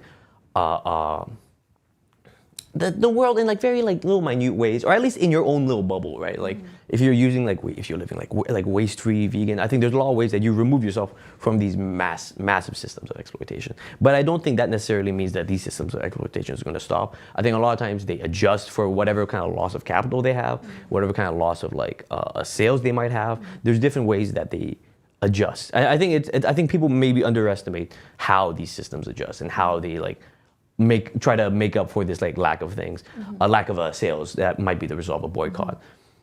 You're talking about the South Africa, like, because we're talking about the boycott, divest, sanction, which is the BDS movement championed by a lot of Palestinian labor movements. And they have drawn from the fight against apartheid in South Africa. And in a very interesting way, the apartheid legacy kind of continues in Israel because Israel drew upon the apartheid regime in South Africa to sort of model how it would treat Palestinians. And then naturally Palestinians also drew upon anti-apartheid movements. So I think there are important distinctions about, I mean, like we're so far from talking about Montreal things, but I think this is still important because you still have... it's still relevant because that's like... These are tactics being used here. And activists here, like they're trying to not revamp, but like refuel the BDS movement because it really like, it's fallen off in the last few years. There's this great article in The Guardian. I don't know why I looked at the TV like it was going to appear. This is something I'm like, if it's in my head, we can get in there. That's later. That's not yet. There's a great article in The Guardian, I believe. It was The Guardian or The Atlantic that talks about the kind of distinct differences between the boycott movements for South Africans and the boycott movement in Palestine. Where in South Africa, you had a very broad, high levels of not just South African, but African politics, which were endorsing a boycott. Like I think the highest office that called for a boycott was from the office of the president of the African National Congress, which is a massive kind of like body that like includes members from like not just South Africa but a bunch of African countries, right? And meanwhile, so because of that, it is not just that kind of call to action is being mobilized by multiple levels, multiple countries rather.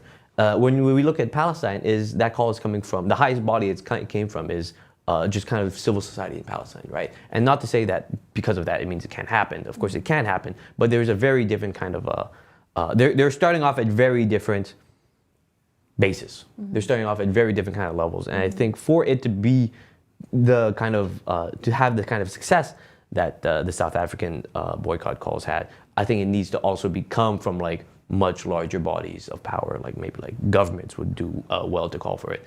I think it's unlikely though, and I think as much as people want to remove themselves from it, I don't think it's as fruitful as some people think it is. Yeah. Not to say that people should not keep trying, not to say that it is a wasted efforts. I think there is issues about it that people aren't being fully honest with themselves with, you know, because I think a lot of times people want to enable this kind of hope and they want to stoke kind of like a broader spirit about it. They want to be optimistic about it, which I think is so key to have that in the movement and just also in just everyday life, right?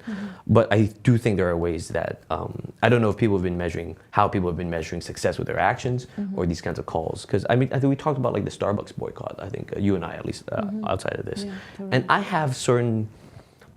Like a lot of people I see in like my like little like activist circles posting about how Starbucks is like posting like record like market losses in the wake of these calls to boycott Starbucks as they are sort of complicit.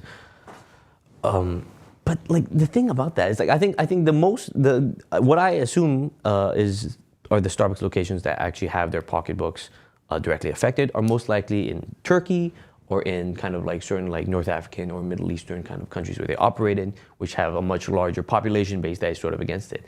I think if you go around, maybe there might be some around like downtown Montreal near like student campuses that might have a dip in services. But it's like these companies are like, the ways that these companies are not only fueled by sales, these companies are much more often fueled by massive investment from like just these like random like boring company names that just sort of like move money from one place to another, invest in Starbucks, move that money to another place. And a lot of the times, I think people shouldn't assume that those kinds of market fluctuations are a direct result of boycotts. Not that they can't be, but a lot of times these companies will like lose money like nothing in these markets, and I think people can't always assume that's part of the boycotting. Anyways, I think there's a larger question of like how you measure success in these kinds of things, and how you can remain honest with with how your actions are successful or not.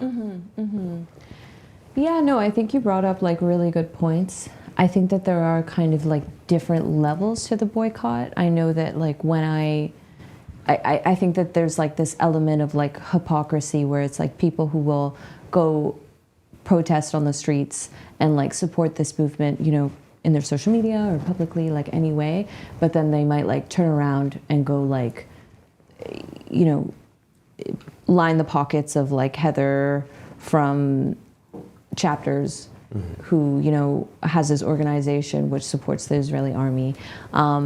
I think that there's like, this is an element to it. I think another element is like, I do agree with you, like the boycotts are much more impactful in the Middle East and Morocco, like, you know, Starbucks pulled out of, North Africa, but like Starbucks pulled out of Morocco specifically just because they, you know, were not, like they had so many losses, economical losses. And that's a real win, right, for the movement. For sure, it is. I think that there's like this interesting cycle I've seen from the boycott, at least like locally, where people are much more conscious and specifically in terms of like holiday shopping, you know, people, they're not buying from these like huge corporations. So it's like, okay, I mean, not everyone was making this choice, but at least some people around me were saying, okay, what are like some local brands I can buy for?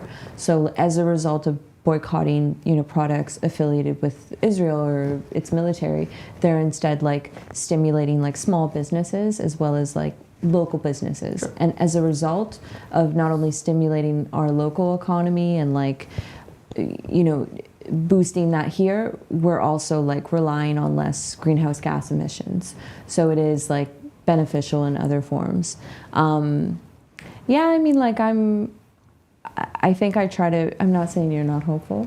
I think I try to be a hopeful person, but I think I'm like, you know, I'm very much a person who's kind of like, I can't die without trying. That's good. Yeah. Yeah, that's good. I don't know. For me, I'm a classic, no ethical conception under capitalism kind of guy. Yeah. Where there's like, we like to think of ways that we can consume ethically. It's like, you can't really. So just exist and try the best you can in other spheres. I think like we have to be realistic, but like, you know, don't die without trying. Of course. I do have some statements to share from local activists about what they think about forms of disruptive protesting, if you'd like to hear. The first one is from Sarah Shami. She's organizer from Palestinian Youth Movement, the Montreal chapter. She's been on the show, friend of the show, Sarah Shami. Yeah. Let's check out what she had to say. We've seen so many forms of disruptive protests, such as, you know, streets, people protesting outside of the home of Melanie Jolie. Why do you think these forms of disruptive protests are so important and essential in this moment?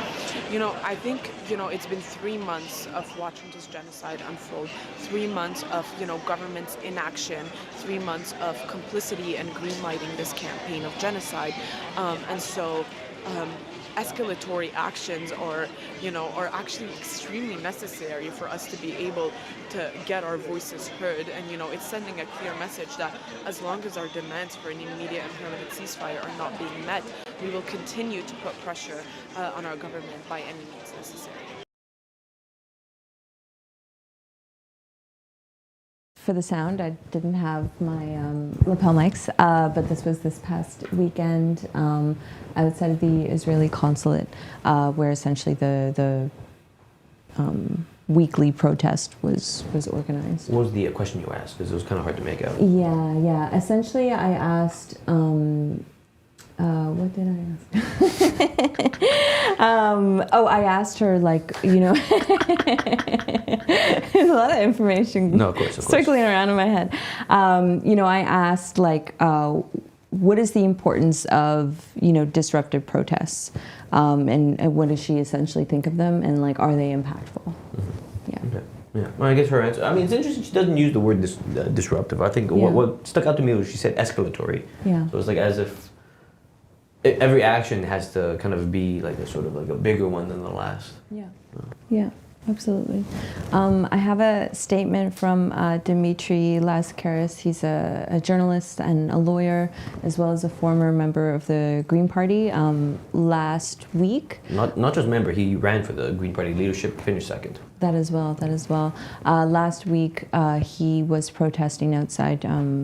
As a protest I brought up earlier in the show, the Fairmont Hotel, where Prime Minister Justin Trudeau, as well as other Liberal cabinet members, were essentially a part of like a press conference and a retreat. We didn't see any of them outside the Fairmont, but they were inside. So essentially, people, you know, wanted to make noise. They were banging pots and pans. Also, you know, it's René Lévesque, a busy street, so people who were driving by at 9 a.m., you know. Late for work, I guess, or just running errands, whatever they were. You've never been late for work?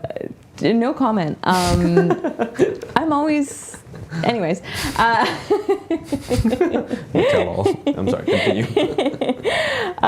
You know, people who were driving by, like, they were hearing what was going on. They were seeing the Palestinian flag. They were hearing their chants. So, yeah, the audio is much better, but I asked Dimitri what he thought of these forms of protests.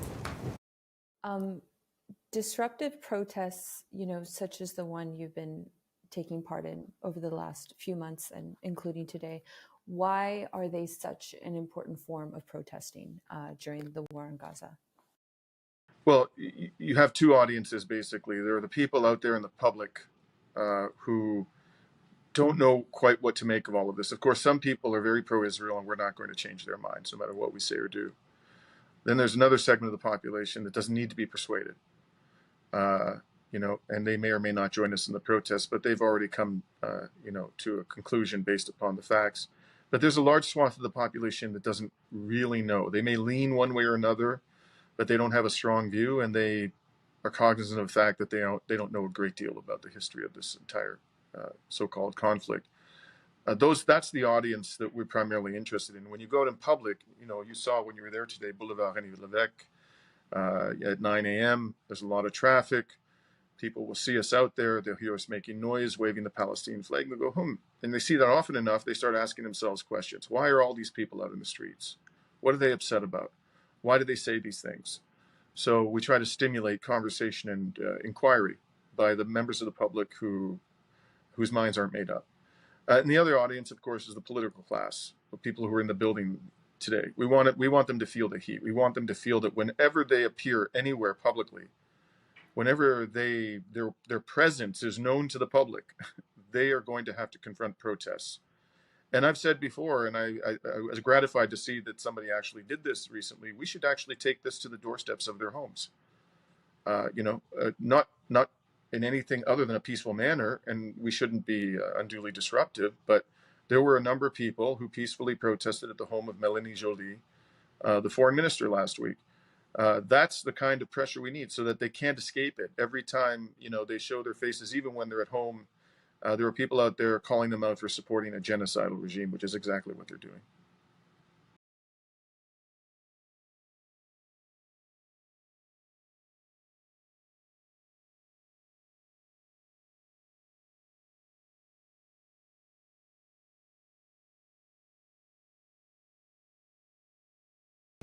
The importance of disruptive protests. I think it's interesting the way he kind of divides up the audience of these protests, right? He was talking about who's there. It's locked, so they can't get in. Nice try. All right, back to what we're talking about. Dimitri, he was talking about the audience of protests. Mm-hmm. He was talking about, lastly, he named the political class of like Mélanie Joly, members of parliament, mm-hmm. Who they're trying to put the heat on, the pressure on, making sure they don't know peace too much. Mm-hmm. He continues talking about the action you mentioned before about being outside their homes in a peaceful manner, he says. not unduly disruptive. He mentions the people who might be audience, when I say audience, like witness to these protests, right? You're gonna have the people who are already pro-Palestine, who are, let's say, maybe part of the protests. You have other Palestinian supporters who are just general members of the public. You have the people who are pro-Israel, he is saying will not have their minds changed by this protest. And then he points out a segment of people who are, I think it's interesting, the undecided, right? Yeah. The kind of people who are undecided or maybe unaware. And he's talking about maybe the hopes that like if enough of these are going on, it just kind of perks their ears and they're like, oh, like this is like, I've seen this flag a bunch. What is that? This has been kind of like, seems to be a recurring thing, and then that might incite them to kind of go dig deeper and then hopefully find some line of belief about it that would be in line with the pro-Palestinian one. I kind of wonder. I wonder how it's, because that one is so interesting because it's like, how do you measure that, right? How do you measure like whether or not that's working, like, and how do you measure how do you measure whether or not that kind of tactic is working for the people who are undecided? And then even then, like the people who are undecided, like let's say they do become decidedly pro-Palestinian. Then what? That means more people to leverage, that more people to bother members of parliament. It's like I kind of wonder, like, at what point does it reach a critical mass? And I don't think Dimitri knows this. I don't think a lot of people know this. I don't even know this, but it's interesting to think about, like, I guess I don't know. It's like I was talking before about what the success rate for that is. How do you measure whether or not that's working? Or I guess do you even bother measuring it, or do you just, like you're saying, just like try? I don't know the answer to that question. I guess, honestly, I think just try. Yeah. I think, like, a lot of people feel so frustrated, so hopeless, so unsure about the future, the state of our world, given what's going on. Canada's position, multiple Western countries' position, you know, the even what's happening in Yemen, you know, the protests by the Houthis, the response in bombing Yemen. I think that it's like people are almost like, we don't know what to do, but we have to make sure people, or politicians notably, and you know, the public around us, like, knows that enough of us don't agree with this. Right. I think, like, something I've been noticing, and what I brought up earlier in the protest is, like, so many large outlets not accurately reporting the amount of people who are attending these protests. Like, I think it's inaccurately representing how many people, you know, support Palestinian liberation. Whereas, okay, you may not go to your news and read accurate numbers from, you know, various media outlets, but you may be in the street each day, and it might be harder and harder not to come across one of these demonstrations, whether it's small or not. You know, you kind of have this, like, visual reminder, oh, this is still going on. Even if, like, my algorithm is not showing me, you know, what's happening in Gaza, because I prefer to look away, I prefer to not engage with these posts, or, you know, my local media outlet is not accurately representing how many people are participating in these protests. Like, I'm running my groceries and seeing, you know, having people remind me, like, this is still an issue. People are still dying, and we're still trying to apply pressure. So I know that doesn't really answer your question, you know, how much is it working? But it's like, we got to do something. Of course. I think for me, when I ask, like, the question of how is it working, it's not to say that we shouldn't try anything, right? But it's more the idea of, like, if we're trying something and it is not quite working to the level that we want it to work. Because, like, I think the risk is if you don't have any way to, like, define success or gains in momentum, then how do you, like, when do you know when to abandon that tactic to try and pick up another one to try and keep, like, the gains going, right? I think it's more in line with that, where my concern is, like, you have movements who try to use a tactic and they just try, and because they have no metric of, like, measuring it, and it's, of course, it's a difficult thing to measure that kind of stuff, but if you have no tactic of measuring it, you have no way of kind of quantifying what is a win or what is gains, then how do you know when to abandon a tactic, you know? And that's why I kind of wonder with the PYM, maybe I should ask them directly, but, like, when do you decide to switch a tactic? Yeah. Maybe it might be more intuition. Maybe there's, like, roll of the dice, some tarot cards they pick up. Who knows? Where are your tarot cards? I didn't bring mine with me today. Should get office tarot cards. I should. That's a good idea. I do think something interesting that he did bring up in the interview is, like people who disagree, like I forget exactly what he said, but like we can't change their mind. Right. I think that was interesting. He identified that and then kind of like moved along like, okay, so the undecided people, like this is where we try and get them on board. I think like I've been seeing interesting reactions, especially like it's always chaos in my TikTok comments, honestly. on your posts? Yeah, on like the coverage of pro-Palestinian demonstrations. A lot of people will kind of fight and, not exactly like a combative, but like, verbally combative, like Sure. disagree, Just being on the internet does that. When you don't know the other person, when the other person is just like a concept, they're just talking at, and then people just get riled up. Absolutely. And I've seen, both on TikTok and Instagram especially, I'm sure it's happening on other social media platforms as well, but these kind of just like back and forth. I've had like, I think my comments have been turned off, like I only get some of the highlights, but I do see like frequent commenters and they're just back and forth at each other. And I mean, this is a thought I've had, but also like I've seen, some people comment on different posts as well, like don't engage with the people who disagree, because as soon as you do that, it gets like boosted in the algorithm. Right. Like this is gonna come up first.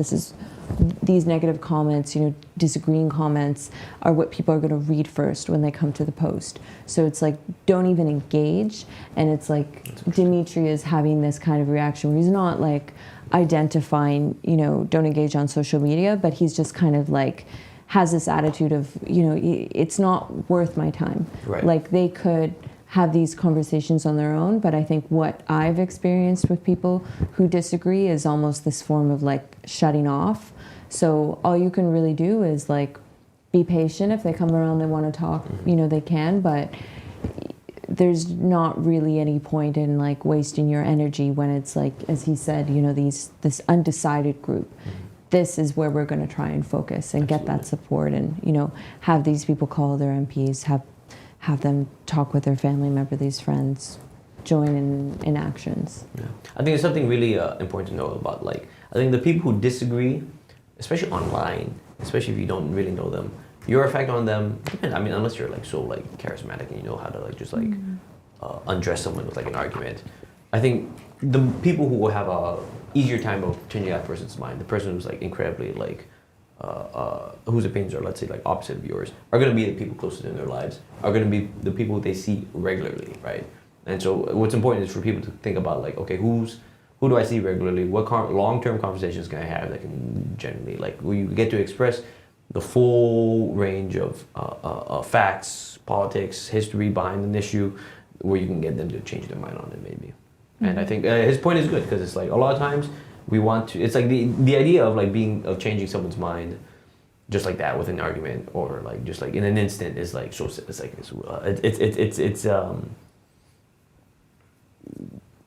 it's an appealing idea, right? But a lot of times it takes much more work than people I think assume.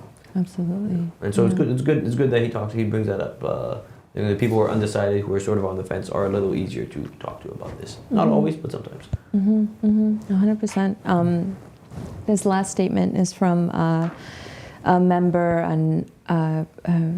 who wanted to remain anonymous, from Solidarity for Palestinian Human Rights, the UCAM University chapter.